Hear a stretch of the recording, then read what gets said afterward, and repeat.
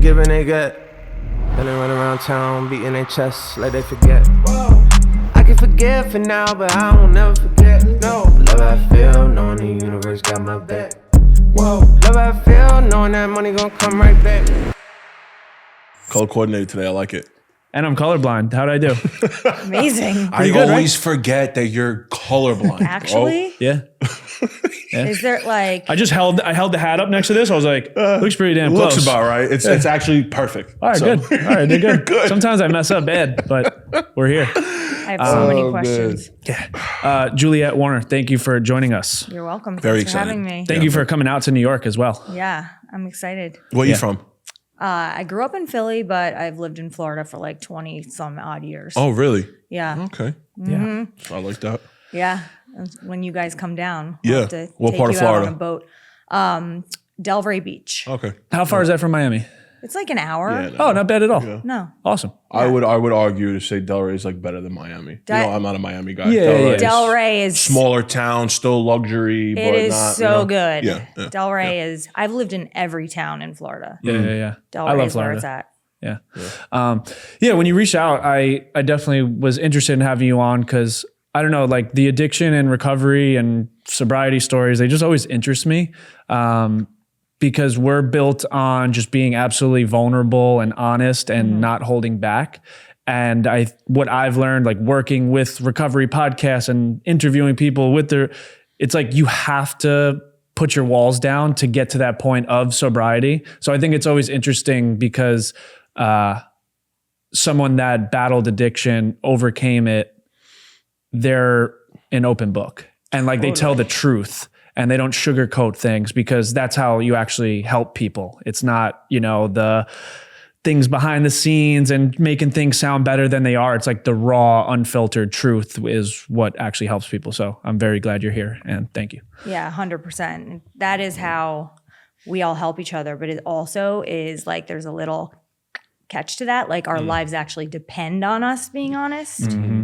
So that's a good point. there's that. Yeah, that's a good point. Because you can always justify everything and make an excuse of why you can do something. And you can always just make yourself believe it, Oh, yeah.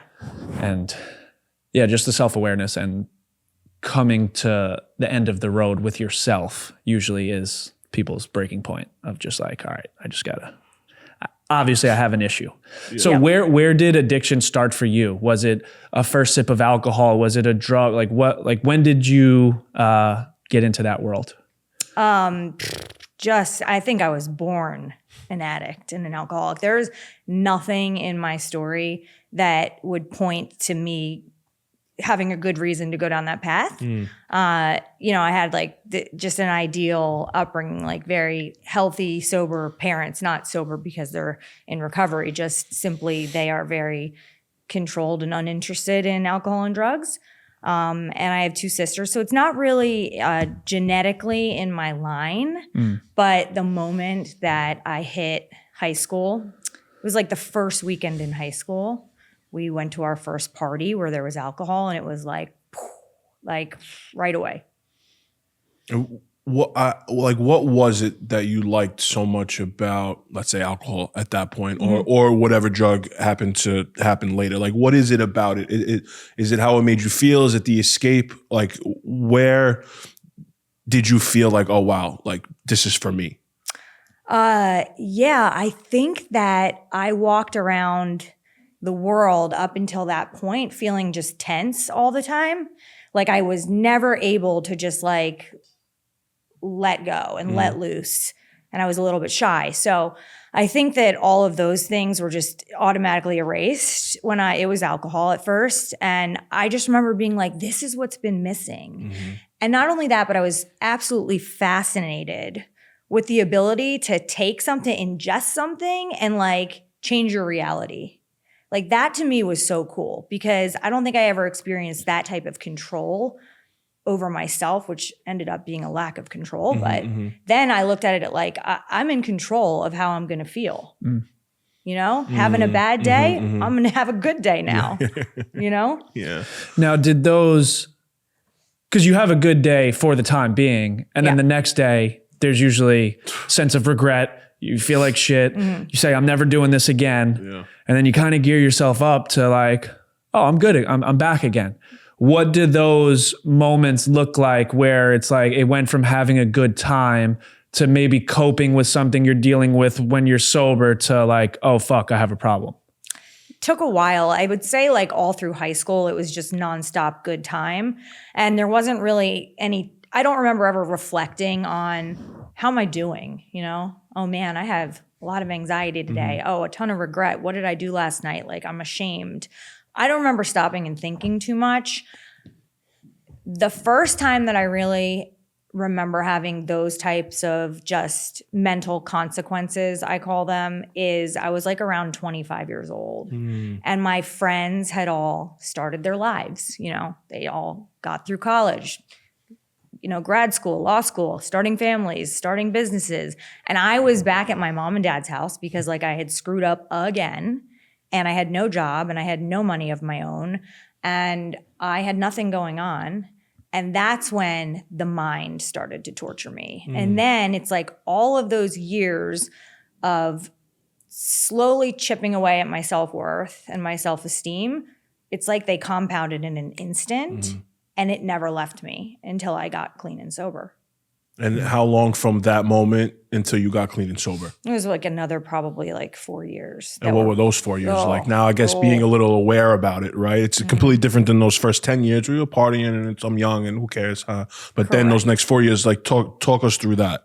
Yeah, so those next 4 years were very, very tough, very, very dark, lonely, because at that point I had already gone to rehab probably like 3 or 4 times. Oh, really? Like I have a severe form of addiction. Like I always say, and this is an unpopular opinion, but I do believe there's a spectrum with addiction.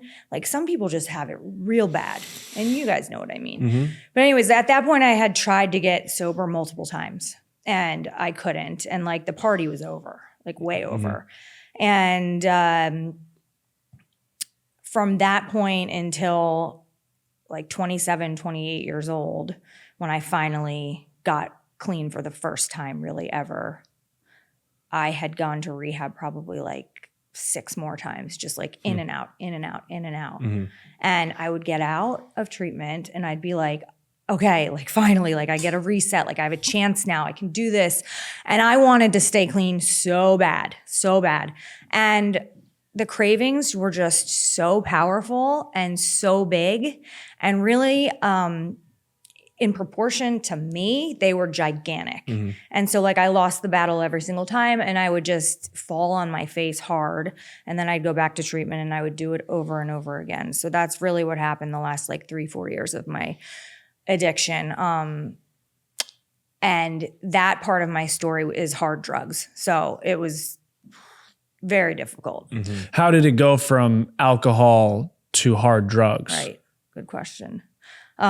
This was when OxyContin first came on the scene, and people that I had gone to high school with, like the older guys that I was friends with, a bunch of them had prescriptions of it. And I actually got my tongue pierced, and the piercer was like, you know, you're not allowed to drink for like 3 weeks after this. And I was like, yeah. And of course I drank probably the next day. And my tongue got infected. And I was going to see, speaking of music, a Fish show in Virginia. And I was leaving the next day and I was like, oh my God, I got to go to the hospital and get something for this. So I went to the hospital and they prescribed me opiates there for my tongue piercing. Wow. And I got on that train and I went to Virginia to see Fish. And I think I went through the whole prescription by like the first night in Virginia, but I had arrived. I was like, this is it. And from that moment on, I was very uninterested in alcohol or any other substance for that matter, because I just really, I am a through and through opiate addict. And so that's where it started. And then I had friends with prescriptions and it was just everywhere back then. I feel like that's always the story, not to cut you off. The It's just Oxy always, 80s? like not Well, even, that's what it was with Wade Houston. not even necessarily the Oxy, right? But the story of I needed something for something that was happening to me physically, like from a science Oh, right, standpoint. yeah. I was in pain. I was an athlete. I took a Percocet. It turned into whatever the case may be. And I just always think that's interesting because it's the pharma companies or the doctors or whatever the case may be. They know the insurance is going to pay them for a certain medicine. Like, you know what I'm saying? And it's just always the first thing. There's never like, oh, maybe we could do this or maybe we could do that. It's like, no, you have a tongue piercing infection. Here's an oxy for the pain. Yeah. Let your body deal with it after that.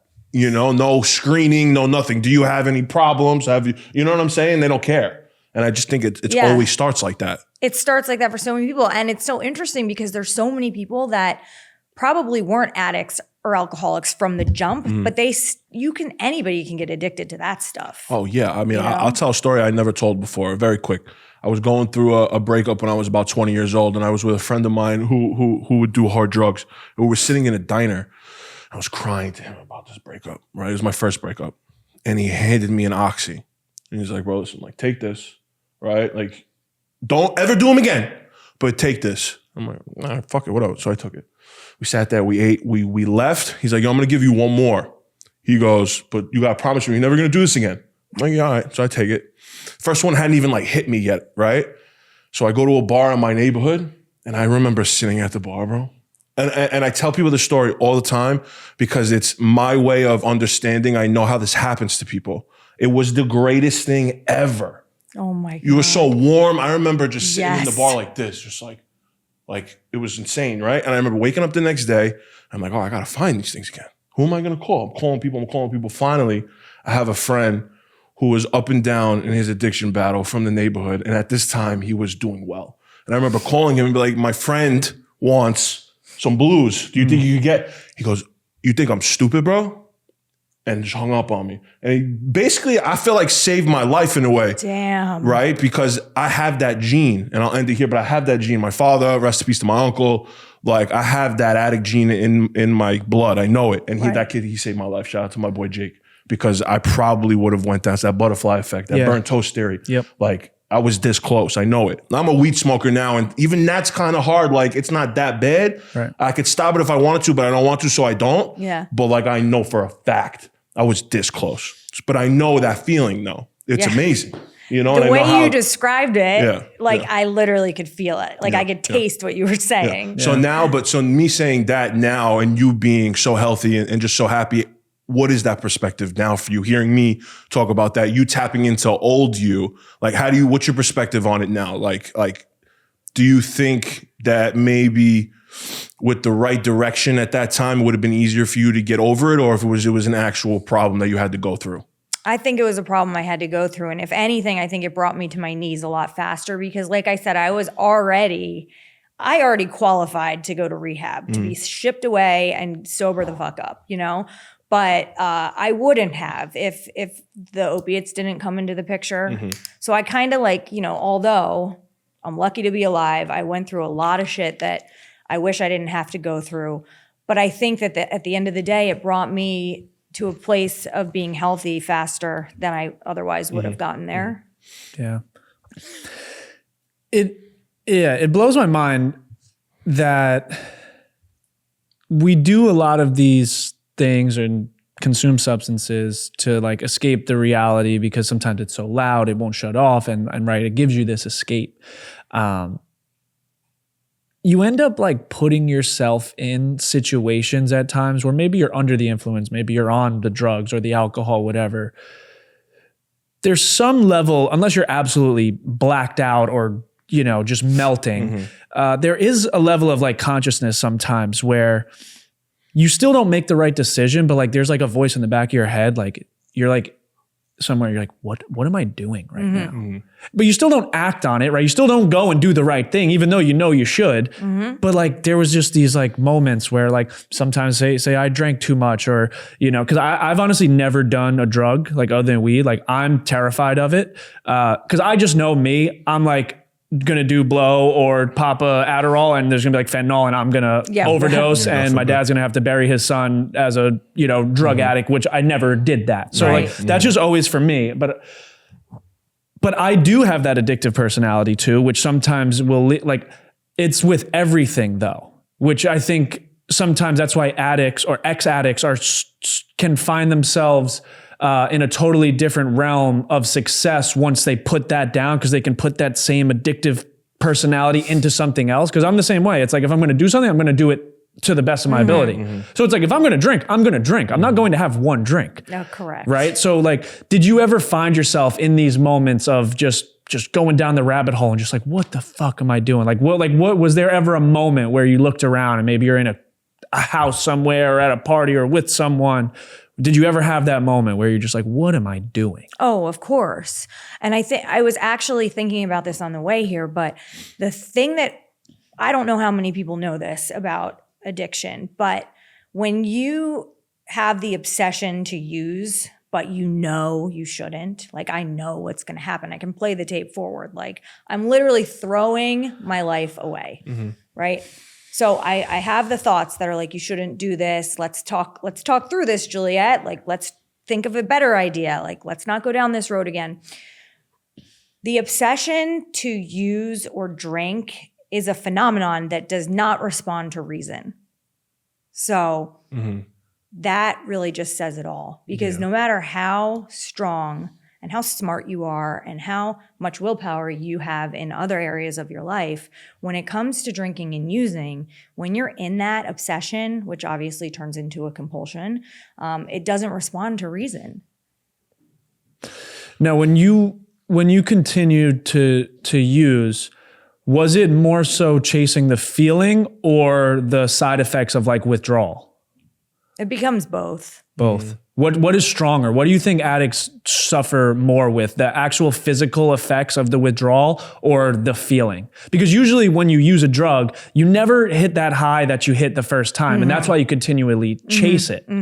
What do you think addicts struggle with more? Well, I think it morphs. It starts, obviously, you're chasing the high. And then a lot of addicts will say that when they were in their addiction for a while, like, you end up not even getting high anymore. You just have to use in order to get back to a normal baseline. So it definitely morphs more into that. Yeah. Yep. And what is the difference between, say, someone who uses it every day, needs a substance, a mind-altering substance to function every single day, or the person that can go a week or two without it, but when they use it, they abuse it? Is there a difference in addiction for the person that can go a month without using it, but then when they drink or they use the drugs, they go balls to the wall, or the person that just has to use it every day to function? Yeah, I think like with substance abuse as a whole, like, it's all encompassing. It's both of those things. And that really tripped me up for a long time, especially when I thought of myself as an alcoholic, which I got sober in Alcoholics Anonymous coming off of hard drugs. And for a long time, I was like, I don't identify as an alcoholic because I don't drink continuously. And actually, even when I do drink, I can oftentimes control the amount I take. Yeah. But then one day I'll wake up the next morning, I'll have no idea what happened, and I'll be lucky that my fucking house isn't on fire. You know what I mean? Yeah. So it's all of those different things. And I think it manifests in each person differently. Yeah. One of the questions that I had that I was thinking about on the way here was, what do you think is the best way for somebody, not the addict, but their friends or their family that's around them, watching them doing what they're doing? What's the most constructive thing that the friends and the family can do to help somebody who's in that mode where they don't think they have a problem, or they do know they have a problem, but they don't want to do anything about it? I know there's going to be a lot of people here that have maybe dealt with addiction before. Maybe they're sober, maybe they've relapsed, maybe they're in the recovery, whatever the case may be. But what about the other side? Because for me, I dealt with it with my father to the point where he's not even in my life anymore and he's sober now. But what happened between the 2-3 years of him being an addict ruined our relationship because I didn't know what to do. Right. Right. And I even got scared when he got sober to be in his life again, because I'm like, damn, selfishly, if he relapses, I can't go through that again. Right. So what, and I don't know if there's a concrete answer to this, but being in the shoes of the other side where you were an addict, what can the people that are around addicts do to help them when the addict is in the thick of it? It is such a hard question, and I don't have the right answer because I think that it's all individualized. Like some people respond to tough love, others don't. Yeah. You know? Yeah. Some people would say that like putting up a boundary and saying, hey, I can't watch you do this. I'm going to take a step back. But when you're ready to change, I'll be here for you. Yeah. You know, that seems like a reasonable way to do it. Yeah. But everybody's different. Yeah. Can't generalize it, right? Because that's what I did with my dad. And I never heard from him again. And he got sober. And he almost died during that time. This is a conversation. He probably misses you so much. Oh my Probably.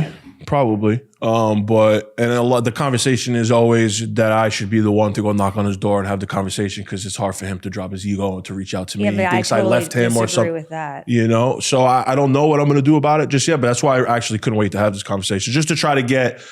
I've dealt with, I don't want to say addiction, but I have the addictive personality. But I've dealt with it on the other side of dealing with somebody who just didn't even think they had an issue. You know, he couldn't pay his mortgage anymore because it was going up his nose. We had to sell the house that I grew up in. Wow. Had to move out. Like it was a lot that went on there.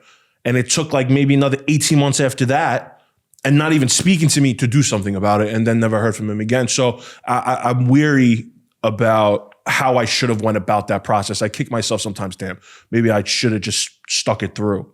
You know, but maybe that wouldn't have helped. Maybe it would have enabled. I don't know. But you said it, that you can't generalize that answer. Yeah, and you can't like question it either because you just never know. It's just pointless to beat yourself up about what you should have done or maybe should have done better. But is your dad in a 12-step program? You know what? I don't know. My dad for 18 years was great. My dad was in prison before I was born, 11 years, from 79 to 90. I was born in 94. At least for me, what I remember, he never had a problem when I was a kid. It wasn't until I was like 16 years old, me and my mother and her family went to go see the tree at Rockefeller Center, and we came back one night. My dad didn't come for whatever reason, and he was just off the shits. I had never seen that before. Couldn't get out of bed, was slipping, was falling, and my parents were still together. And then it was a very single incident though, that never happened again for another 2 years. And then they got divorced, and slowly but surely it got worse. And I don't know if he was doing coke or if he was just drinking and then he was doing coke. I have no idea. But where he's at right now, I'm not sure. I spoke to my cousin about it not too long ago, and he's like, your dad is sober, but he does smoke weed. So that was also another question I was going to ask you, because even when we had Lilo on, this question I asked him, and I think he agreed. Do you think that, I guess blatantly, can an addict smoke weed? Or is that not even there's no general answer to that? Because my dad does. And from what I know, I sit here and think to myself, well, you know what? If that's all he's doing, then great. But I don't know if you could consider that sober and recover. Like, I'm not sure. So I always like to ask the ex-addict standpoint on that specific situation, because I know some people might be addicted to heroin, get over that, and then think they can go have a drink. Now, is there no general answers to that? Is it individual, or from like an umbrella standpoint, it's like, no, you don't think anybody should do anything ever again? Because you did say before there's a spectrum. And I thought that was interesting too. Yeah. Yeah. So that's a tough question to answer too. And I have this so badly that I couldn't do that, you know? So I think there's different schools of thought, right? Like I come from the Alcoholics Anonymous 12 steps school of thought. And like, you can't really be in a 12-step program if you're using something else, even if it's something that is seemingly harmless. But then there's the whole harm reduction school of thought. And that sounds like that's what your dad's doing. And like, if that's working for him and it's keeping him off the stuff that was detrimental, then I don't have a problem with it. I'm not going to like judge people for it. I just can't do it like that. Yeah. But I also think that it is unfortunate in a way that people choose the harm reduction route, because it keeps them out of doing the work, the 12-step work that is honestly magic. And it will change your whole world from the inside out. And it will fix every like mental problem you've ever had. Can we break down those 12 steps in like, is a list, like for our listeners that maybe have a problem, or they have people that have problems that don't know what to do about it? What exactly is the 12-step program? Okay, so the 12-step program is it's really just a self-development program. And it can work for anybody with any form of attachment. Like people work it around using their phone too much or being addicted to, porn or social media or whatever it is. Like it's just an attachment. And the first step says we're going to use alcohol. We were powerless over alcohol and our lives have become unmanageable. Basically, all that means is you need to concede to your innermost self that you are fucked, right? Like you don't have any control over this thing. And the next step is we came to believe in a power greater than ourselves that could restore us to sanity. In plain terms, like, am I willing to believe that there's something out there bigger than me and I'm not it? And if I can say yes to that, then it can work for me. Step 3 is we turned our will and our lives over to the care of God as we understand him. And that step means you are really, I'm really making this plain and simple, but really that just means, okay, I'm going to make a decision to do my best to live in a way that's just doing the next right thing, AKA live in God's will. And I'm going to make a decision to go on with the remainder of the steps. Step 4 is where it becomes a little bit more like academic. You actually put pen to paper and do some work. And we take a moral inventory of ourselves. And this step is just, I think that this is like the meat and potatoes of the 12 steps. And it really uncovers all of your patterns. And it's fascinating and it brings you to like a new level of awareness. And like everybody says, awareness comes first before any change can really happen. So that step uncovers just all the little weird twists in your mind. And really those things are the root problem. The alcohol and drugs is a symptom. We just use that stuff to manage our minds. Step 5, you basically read everything that you've inventoried to your sponsor or to somebody that you trust. Step 6 is you take a good look at the defects of character that will be very evident after you've read that whole thing to somebody else. Like your problems become obviously glaring. Step 7 is you ask God to remove those defects of character. It's a very spiritual step. Step 8, we make a list of all the persons we have harmed and become willing to make amends to them all. That's why I asked about your dad. Well, that's what came to me too, because you said that, and that's like the only step for the most part you hear a lot of people talk about. The step of going to reach out to the people that they wronged. Step 9 is the actual amends process, where you go and you make a face-to-face, ideally face-to-face amends, and basically that looks like this. It doesn't matter what the other person had done. Doesn't matter how much more they are in the wrong than you. You go to them and you're just only taking accountability for your own actions. You go to somebody and you say, look, I am painfully aware of the pain I have caused you. And you sort of list the things that you've done. And you always ask, is there anything I'm missing? And how can I make it right? Because amends is really, it's not a sorry, it's a change in behavior.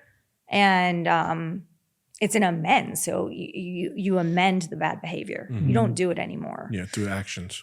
Through actions. And then 10, 11, and 12 are maintenance steps. And that just is basically working those first 9 steps over and over every day to keep yourself really current on your behaviors.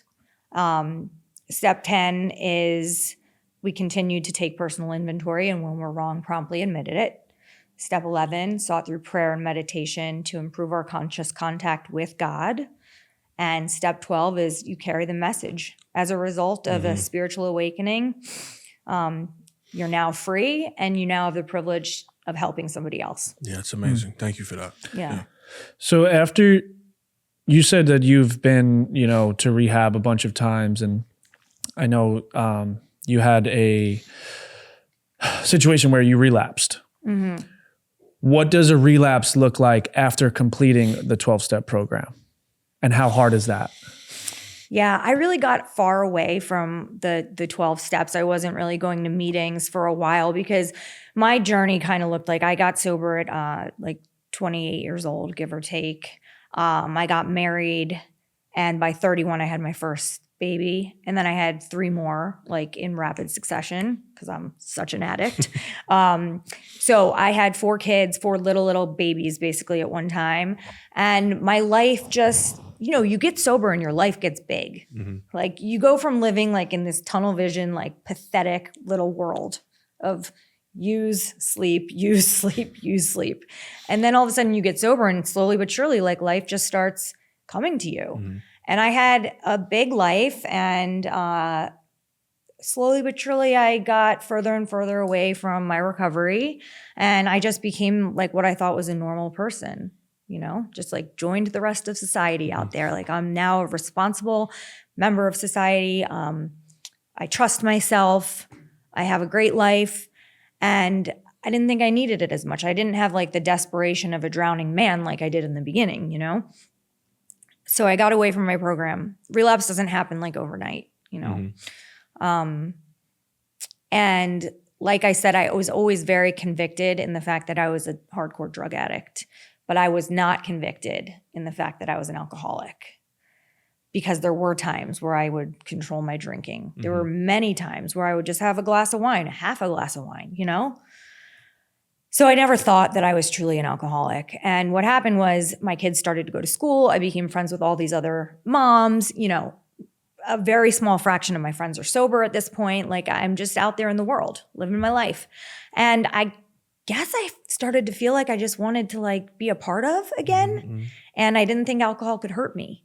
So one day I decided to drink. It went totally fine. I had 1 drink. I didn't think about it again. And then a couple weeks later, I did it again and then again and again. And then if I'm going to go to a Miami Heat game or I'm going to watch a sporting event, I'm going to drink there. And it became something that I just did wherever I was going. And then slowly but surely, I started drinking more and more. And then I had a really bad blackout. And I was like I said, I'm lucky the house wasn't burnt to a crisp the next morning. And then that happened a few more times sort of in rapid succession. And then the people around me were like, you got to stop drinking. Like this is, for a lack of a better word, this is retarded.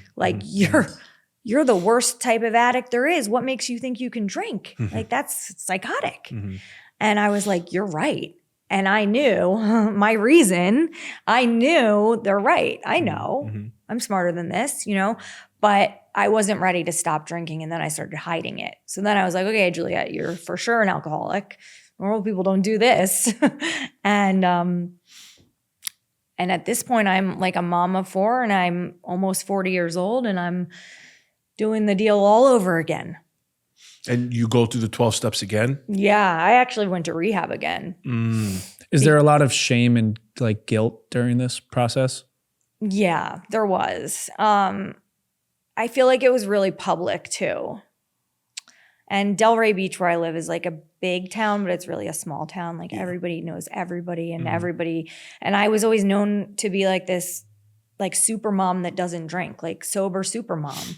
And then all of a sudden I'm not that anymore. And I think for me, I had a lot of shame. Yeah. And I didn't even go to rehab really because I didn't think I'd be able to stop drinking. My mental health was not okay. And now I know that I'm just someone that requires a lot. Someone said this is actually my favorite compliment I've ever gotten. Someone said I was like a Ferrari because Ferraris require a lot, maintenance. Constant maintenance, tons of TLC, might even need to go into the shop more often than someone else. But when they are working properly, they're the best car on the road. And I feel like a lot of addicts are like that, I feel like we just require a lot more to run properly. And I'm someone like that. So my mental health was really affected. I don't know if it was because the alcohol was having an effect on it, or it was because I wasn't doing all the other things that made me run properly. Yeah. What does that conversation look like with your husband and kids when you have to go back to rehab? Well, he was just waiting for me to be willing and ready to do it. He's in recovery, so I was going to ask that, is he? Yeah. He's 18 years sober. Well, how'd you guys meet? I don't remember when we first met because we were friends for a while first, but it was definitely through someone sober or through some sort of recovery. Because actually when he first got sober, I was trying to get sober at that time. And he stayed sober and I didn't. But and maybe that's why you guys connected on a different level at that time, because you guys he was sober and you were trying to get sober. Yeah. That's beautiful. Yeah. Yeah, right. And he's been such like, oh God, people probably wonder like, because we were together when I first got when I stopped doing the drugs and everything. So, I mean, he's seen a lot and he's still here. So he's a great man. He's like. And you guys run the business together that you were saying? Oh, no. I mean, no, so we have a rehab. It's for young men. And it's for young men like 18 to like 30. Oh.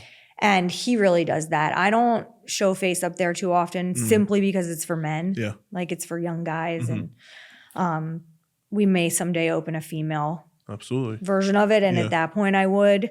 But he's an entrepreneur. That started as like a passion project. He actually started it. This is a great story. He too has been to like 10 rehabs. Like he was addicted to hard stuff too and really a mess. At 30, he went to like it was the last stop on the train. It was the last rehab. He went there and his therapist, this guy, Kevin, just got through to him. Like no one ever got through to him before that. And essentially Kevin saved his life. He's never taken a drink or a drug since. Well, I would say like 12 years later, he and Kevin started what's now Voyage Recovery together. So they're the co-founders. So the guy that saved my husband's life is his business partner now. That's amazing. Wow. Yeah. Do you think someone who's never struggled with addiction can have a successful relationship with an ex-addict? Oh, well, yeah, of course. If the person has done the work and they're long-term sober, and that's where the 12 steps really come in handy, because you take someone that's like, oh God, I'm not going to touch you with a 10-foot pole, and turns you into this not perfect person, bad way to describe it, but like totally eligible partner. In fact, I would go so far to say as healthier than the average person that has never touched alcohol and drugs in their lives. Yeah.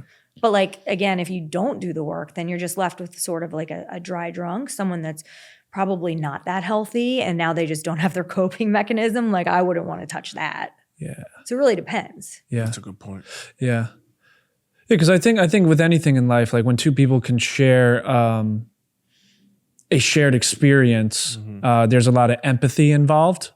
Where you can understand where the person's coming from because you've lived it. I think that's why a lot of relationships just in general don't work out, because people are so opposite and there's not that shared connection. I think when you have that shared connection with someone where you can put yourself in their shoes and understand like nobody's perfect. I've done the same thing before, or maybe I've done worse.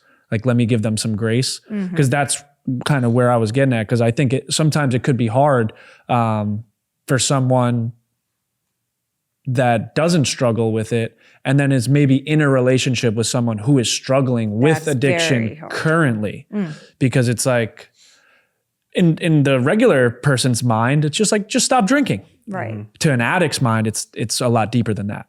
Yeah, that's like an impossible situation. Yeah. Someone that's in it and you're trying to date them, it is, I would imagine, just like the lies and just the manipulation within the relationship, it would be very difficult. Yeah.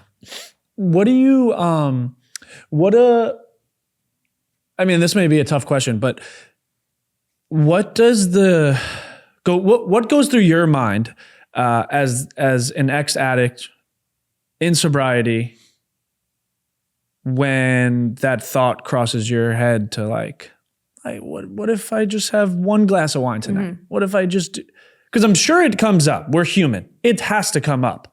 What do you do? What do you do in those moments to restrain yourself from? I'm so glad you asked that, because I've had the hardest week that I've had this go around with sobriety this week. And I know why, because some stuff in my personal life just kind of like popped off. And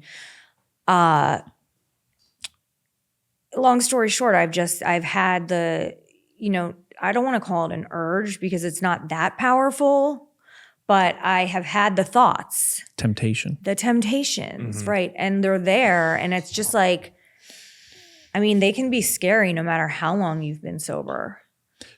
And I actually made a video on it, on what exactly I do to get through the cravings. And first of all, I think that you need to talk about it. Like you have to, it just unlocks a little bit of the power when you share it with somebody else. Yeah. So I talked about it and then I prayed and I just sort of like bow my head in silence and say, please take this from me, and show me what I'm supposed to do next. Because sitting here thinking about this is not it, Yeah. And then the literature in Alcoholics Anonymous says, then we resolutely turn our thoughts to someone we can help. And that one is that is a proactive thing you're supposed to do. Not like wait till somebody calls me that needs some help. Like, no, I got to call somebody and ask them how they're doing and see if I can help, if I can be of service, or just help someone in the regular world, or help my daughter learn how to tie her shoes. I don't give a shit what it is. Get out of myself, So I did those things and the cravings do pass, but it's been a tough week. And you know what? I don't like to really admit that because now I'm on, these platforms and the bread and butter of my social media is talking recovery stuff and how to stay sober and, my experience. And sometimes it's hard to be someone that's like not always, I don't always have it together. I'm not always doing great. So it's interesting. It's an interesting balance. Do you still go to meetings? I do. Do you think that, and again, it could be, there's no answer to this. It's different for everybody, but do you think that that's a necessity for people who are in recovery to go to meetings forever? I think that it's good to stay connected. I don't think that like it becomes it shifts at some point. Like you go to meetings because you need to go to meetings. Yeah. And then you go to meetings because you like to go to meetings and you're there to carry the message. So it's not really like a taking thing, it's more of a giving thing. And I do think staying connected and it keeps it green for you because you see people come in like at any given time, any meeting you're at, there's going to be someone's raising their hand saying, they slipped or they're just coming back and they have one day again. And it's a great reminder. That's true too. That's a good perspective. Because I'm sure in those moments of temptation and stuff like that, you also could think about everything you have to lose at this point as well. Everything. Right? 4 kids. You have a husband, you have things going on now with social media and you've built this, personal brand and this image. Like there's so much to lose for like a short-term pleasure. So much to lose. Yeah, exactly. Yeah, that's why they say that the most dangerous people in the world or the scariest people or the people that could honestly throw their life away are the people that have nothing to lose. Having nothing to lose can put yourself in a great position, but it depends which way you look at it. If I want to start something positive and start a business or start a personal brand or go and do something and leave a positive impact on the world, I can take that risk because I have nothing to lose. But when someone's at the end of their road and they have nothing to lose, it's like, why not? Just do it. Yeah. And those like just do it moments can like absolutely ruin your life and ruin everything around you and completely toss out everything you've done your entire life to get to this point. Absolutely. Yeah. I've been thinking about that a lot. And the stakes are so much higher, especially like being a mom and having 4 kids. And I really do believe that like if, let's say I decided to use this week, I don't know when the fuck I'm going to get sober again. I just relinquish control of that. And people make that mistake a lot because they think I'm just going to go back to AA. I'm going to have a good weekend. I'm going to blow it out. Then I'm going to go back to AA on Monday and just start over. And it doesn't work like that. So what do you think the biggest misconception about a relapse is? Yeah, that you can just turn it off again. Mm-hmm. People literally never make it back. Because you said earlier, it's not like it happens overnight. Yeah. Right. It's a compound effect, right, of thoughts, and then the thoughts turn into action. Absolutely. And like the power that addiction has over you and over your mind, like you don't know if this next time, like the volume is just going to be all the way up, or if you're going to have it easier and be able to just go back on a Monday morning and go back to AA and be okay. Like you might, but you also might face the hardest time in your life coming up. Mm-hmm. So, yeah. As a mom, as a parent, what thoughts are going through your head raising children that are close to high school in the next couple of years?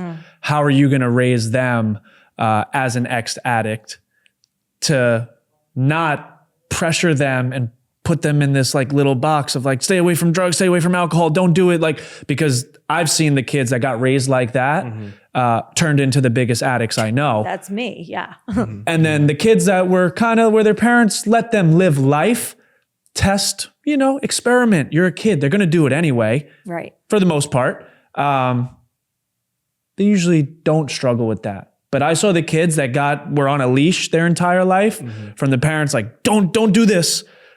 Once they got a little bit of freedom, they didn't know what to do with it. How do you plan on like raising your kids with these conversations about addiction? Yeah, I think so. I was that kid. Like my parents were so strict. They never talked to me about anything. I thought that they never had a sip of alcohol in their lives. Like I thought they were like perfect people. So I think that was really, really unhelpful. I am going to go about it pretty much the opposite way. I'm an open book with my kids. I have a rule in our house that like they can hear it, but they can't say it. So I don't edit or like filter stuff from them. They know all about my addiction. They know all about my husband's addiction. They've really like grown up with that language in our house.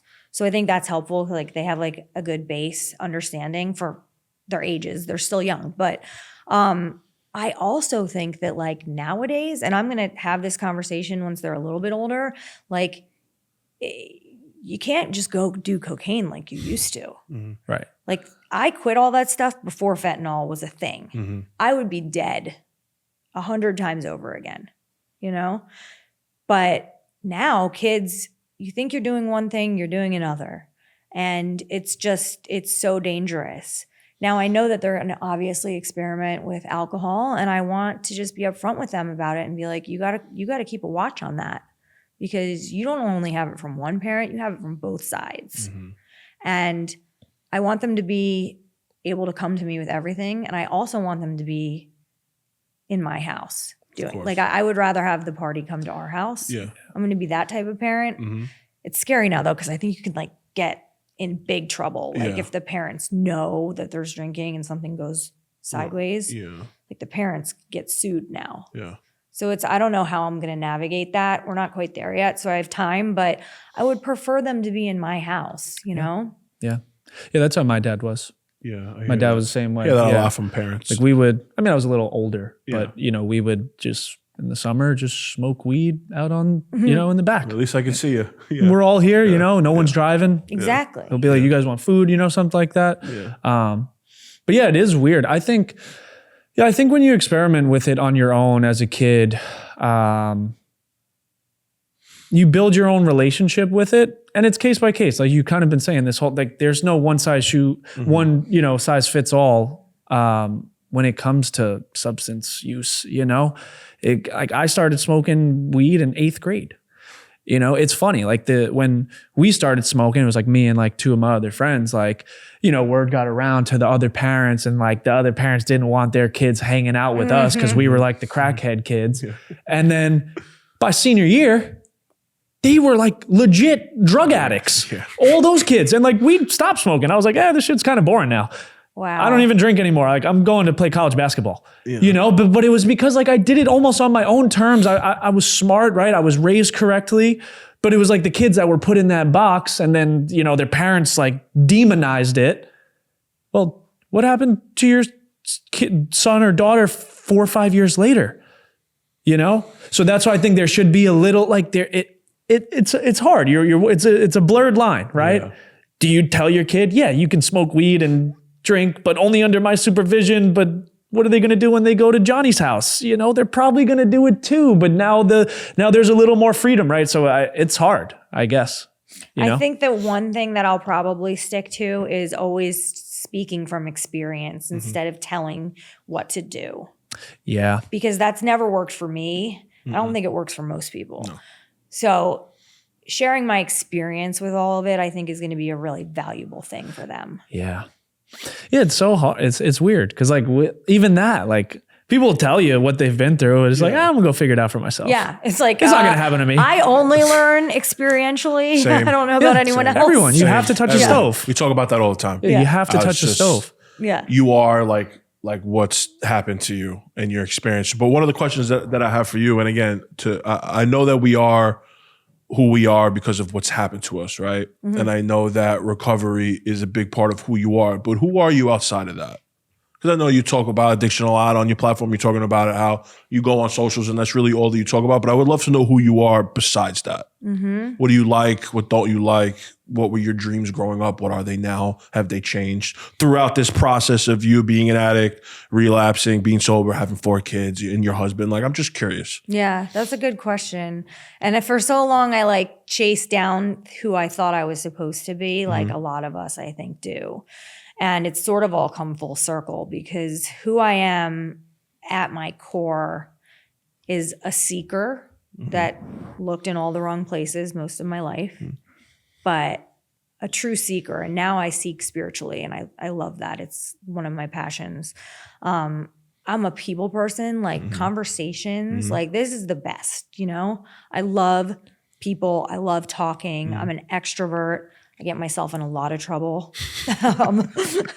because I'm like too extroverted sometimes. I'm a mother, and really like kids saved my life.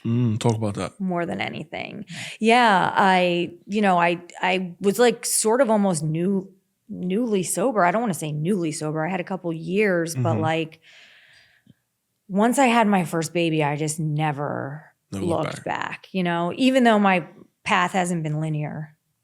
It's been linear in the sense that I never went back to that hard stuff. And like, I don't care what anyone says. Like, I know that I've had a relapse and whatever. Like, I am so proud of myself that I overcame heroin addiction. Like, can we just say like that's the toughest one. Oh, yeah.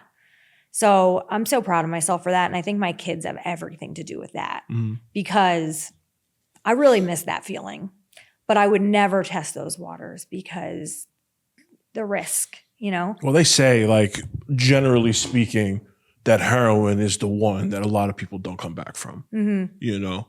What do you think stronger, like the feeling of love from and to your kids or like the high from heroin? Oh my God, the high from heroin's stronger. That's why people can't get sober for their kids. Really? Because parents love their kids, you know, and they can't stop using. Like, we all want to choose our kids. We don't have the power to do it. And do you think children coming from ex-addict parents have a predisposition to addiction?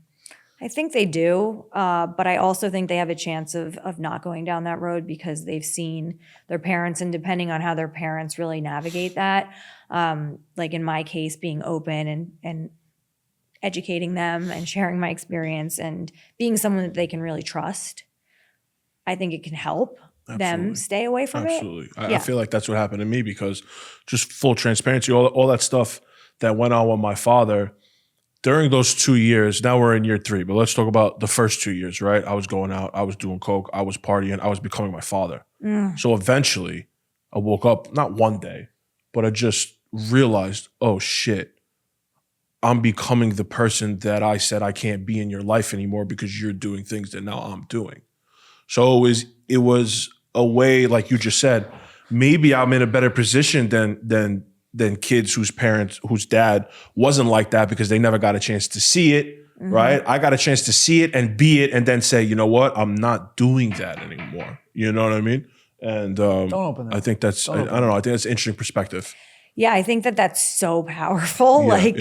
Because you can't replicate that. Yeah. So if you're a kid and your parents are sober, God bless, and then you go and you party and you do drugs, you go away to college, you do whatever, the only experience that you have with that is your own and the people that are your age probably also doing that. But once you see a parent do it that you looked up to, as my best friend, my boxing trainer, like everything, you know? So when you see him do that and then you're doing it, you can see it from another perspective. You can't replicate that. I'm not saying that, oh my God, I wish kids could have parents that were addicts so they could see it. But like, if you are in that situation, you could look at it from that perspective. So I think it's interesting that you said that. Yeah. It's a good perspective to have. It is. And that was so powerful for you. And I think that happens a lot. Like I know some friends that I grew up with that have kids that are older than my kids, but like both parents are like total nightmares, like just like unhinged, you know, and never really got sober. So like, it's not like it's any better than it was. And their kids, 3 out of 3 are just amazing children that are all like in college, just doing the right thing. And I'm just like, how does that happen? Yeah. But it has to be what you're saying. 100%. Because there was the thing, I don't think we ever spoke about it on the pod, but maybe just on a one-on-one conversation, right? There's a parable. There's 2 sons and they have the same father. And the father's a drug addict or he's just not a good person. And and one of the sons is successful and one of the sons is a drug addict and not successful. And someone asks them, is like, how did you become who you are? And both of their answers are, well, look at my father. I had no choice. Yeah. So the one that's just like the father was like, well, I mean, look at the role model I had. Of course I followed in his footsteps. And the other one was like, look at the father I had. I couldn't follow in his footsteps. So it's all about how you see things. Right. Yeah. And there's only one way to figure that out. And it's to have somebody in your life that's not doing the right thing. Right. And then maybe does the right thing eventually. So you could see both sides. But for the most part, it's all about, it's in the eyes of the beholder. Right. You could either sit there and say, there's an excuse. Both of them are excuses. My excuse is I don't want to be like my father. His excuse was I had no choice but to be like him. Yeah. So it's just all about how you look at it. Right. Yeah. Do you have siblings? No.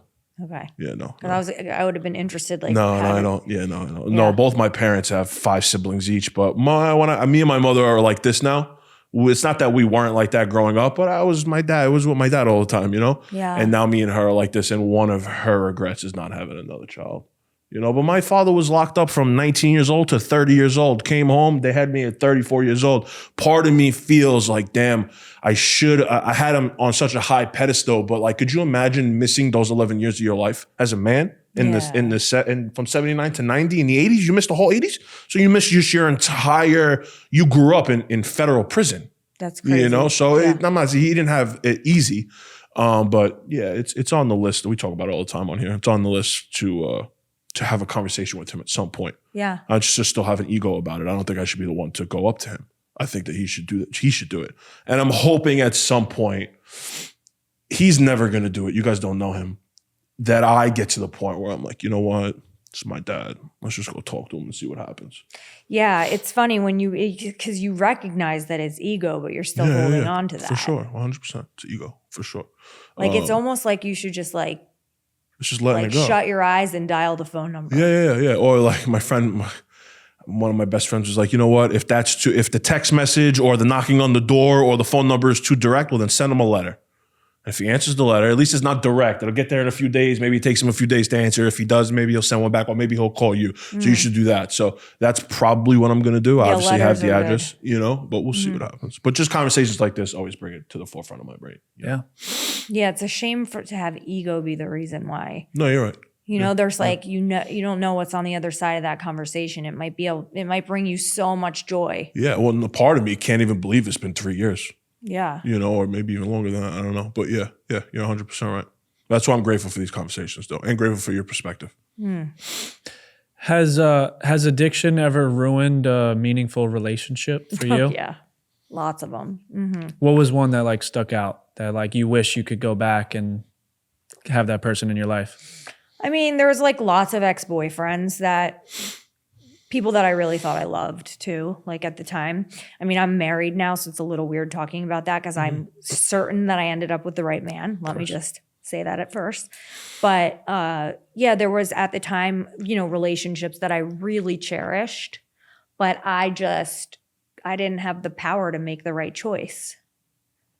So I'm lucky that like the really important people in my life, like my sisters and I had like a completely broken relationship for a lot of those years. Those relationships have all been restored. My parents and I have a really great relationship now. I would say, I lost one friend. She was like my ride or die all through high school and the first part of college.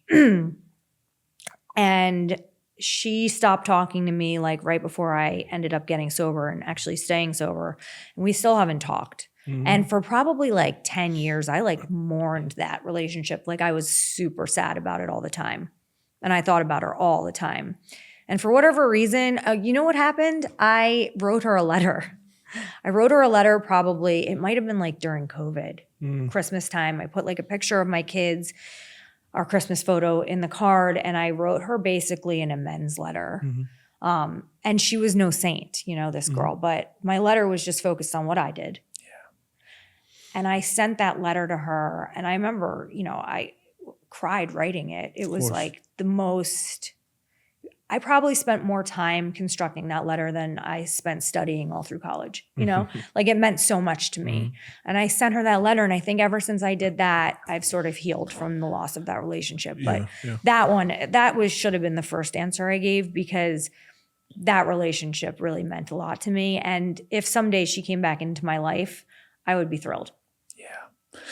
Yeah. It's hard. Like, I haven't dealt with it from the addiction standpoint, right? Where like I was addicted to something and I lost someone or I pushed someone away. I've even had it where, it was flipped, where someone is messing up on their side, right? And you have to be the person that walks away. Sometimes it's just as hard, even though you don't want to, And it's sad to see that with like people that you care about so much. They've just done you wrong over and over again. And you just get to the point where like you can't put up with it anymore. Yep. And you have to walk away and you have to like kind of let that person go. And then maybe they do make appropriate changes and they become a different person, but it's like the damage has been done and they've already done so much to you where the love it's not enough. It's like you've kind of burnt this bridge and I can't look at you the same anymore. Even though you've changed or you've told me you've changed or you've showed action, I can't allow you back in because once someone does something to you, it's very easy to have that live in the back of your mind of like, well, if they've done it once, they're probably going to do it again. And I think that's why it's hard. Like, at least for me to like allow people that have done me wrong. It's like, I'm not going to hate you, right? Like I wish you the best. And like, maybe I'll even keep tabs on you from afar, but I just don't need you like here anymore. Yeah. And then I think it's also interesting what you were saying about your dad, because you said, I don't think I could, even if he is better now or whatever, sorry, I'm butchering what you said, but if he were to mess up again, I couldn't handle that pain again. So a lot of people make that decision out of like the fear of being hurt again. Yeah. And I think it just depends on like how, how there's all these different attachment styles, like the anxious attached person and the avoidant attached person. Cause like my brain doesn't think that way. Like even when I know I'm going to be hurt, probably like the bets are that I'm going to be hurt, I'll still take the chance. But then there's people that like, they'll protect themselves at all costs. Yeah. Even if it's a parent. Yeah. Like not talking to a parent. Right. So, no, I struggle with that. I do. I struggle with that. And it literally is that. It's literally, if this happens again, I don't know what's going to happen. Yeah. And some people protect themselves subconsciously. They don't even know why they have a wall up. Yeah. There's some people that can deliberately like be like, nope, not doing this.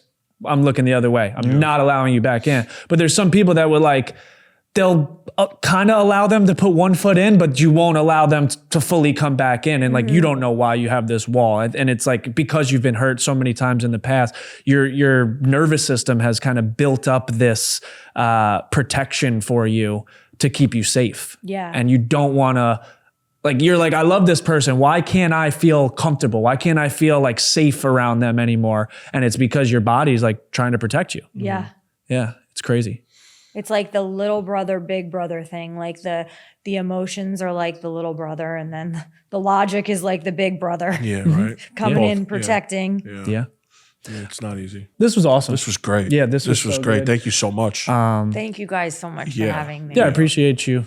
Coming out here and doing this. And I think this will help a lot of people. Oh yeah. 'Cause I think a lot of people struggle with addiction and these battles silently. You know, these conversations. They at least they could listen instead of exactly. talking, even you know? if people don't, even if this doesn't make someone go and make the change, right, and go get sober or at least go talk to someone. At least I think hearing someone else go through maybe something that you're going through, it makes you feel not alone. It makes you feel not insane. So I think this was a important, powerful conversation. Absolutely. Appreciate you. 100%, yeah. Everyone can find you at Juliet Social. The Juliet Social. The Juliet Social. Juliet. Awesome. Like Yeah, Shakespeare. I'll leave all your stuff in the description. And Awesome. yeah, when we come down to Florida, we could. We're going out on a boat. Yeah. Wow. I would love that. Love that. Yeah. All right. Thank you. Thank you. Thanks, guys.